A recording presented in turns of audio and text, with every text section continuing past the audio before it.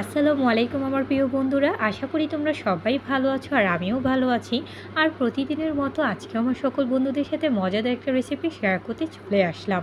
আজকে আমি সকল বন্ধুদের সাথে শেয়ার করছি গরুর মাংসের মজাদার ঝাল বোনার রেসিপি।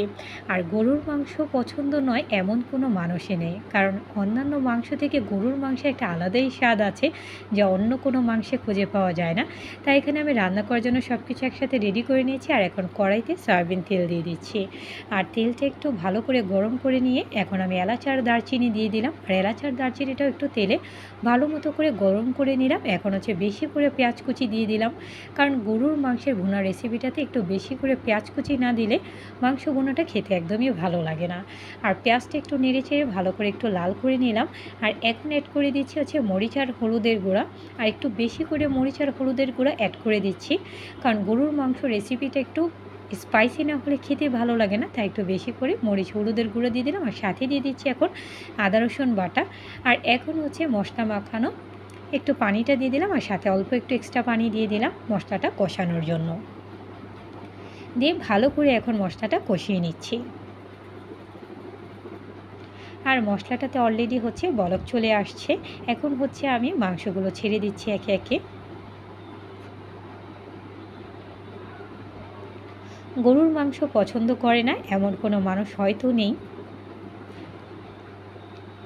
কারণ অন্যান্য মাংসের মধ্যে এই গরুর মাংসের স্বাদটা সত্যিই পাওয়া অসম্ভব। আর এখন আমি সাথে সামান্য পরিমাণ মতো লবণ দিয়ে ভালো করে মাংসটা নাড়াচাড়া করে নিচ্ছি। আর গরুর মাংস খেতে যেমন মজা, সেটা রান্না করতে অনেক সময় লাগে, তাই কিছুক্ষণের জন্য ঢেকে রাখছি যাতে গরুর মাংসটা গলে যায়।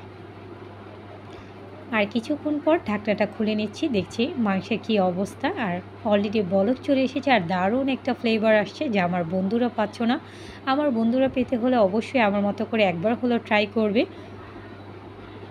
আর এখন মাংসটা আবারও ভালো করে নাড়াচাড়া করে নিচ্ছি নিচ থেকে উপর পর্যন্ত। আর মাংসটাতে এখনও হচ্ছে যথেষ্ট পরিমাণে পানি দেওয়া আছে, আর পানিটা শুকাতে একটু সময় নেবে, তাই হচ্ছে আবারও কিছুক্ষণের জন্য ঢেকে রাখছি যাতে পানিটা সুন্দর মতো শুকিয়ে যায়। আর এখন হচ্ছে আবারও ঢাকনাটা খুলে একবার হচ্ছে আঁচটা বাড়িয়ে ভালো করে নাড়াচাড়া করে পানিটা শুকিয়ে নিচ্ছি। একদমই সিম্পল ওয়েতে রান্না করছি যাতে আমার যে কোনো বন্ধু অনায়াসে এই টেস্টি রেসিপিটা রান্না করে ট্রাই করতে পারো। আর এখন একদমই শেষের দিকে দিয়ে দিচ্ছি হচ্ছে কাঁচামরিচ, দিয়ে আবারও ভালো করে নাড়াচাড়া করে নিচ্ছি। আর মশলাটা ভালো করে নাড়াচাড়া দিয়ে কষিয়ে নিতে হবে। এটা যত তেল চলে আসবে ততটাই খেতে ভালো লাগবে। আর একদমই রান্নাটা শেষের দিকে। আশা করি আমার সকল বন্ধুদের কাছে এই যে ওয়েতে মজাদার ঝাল বোনা রেসিপিটা তোমাদের সকলের কাছে ভালো লেগেছে। তোমরাও অবশ্যই বাসায় ট্রাই করবে। আশা করি তোমাদের সকলের কাছে ভালো লাগবে। আর লাইক কমেন্ট শেয়ার করতে ভুলবে না।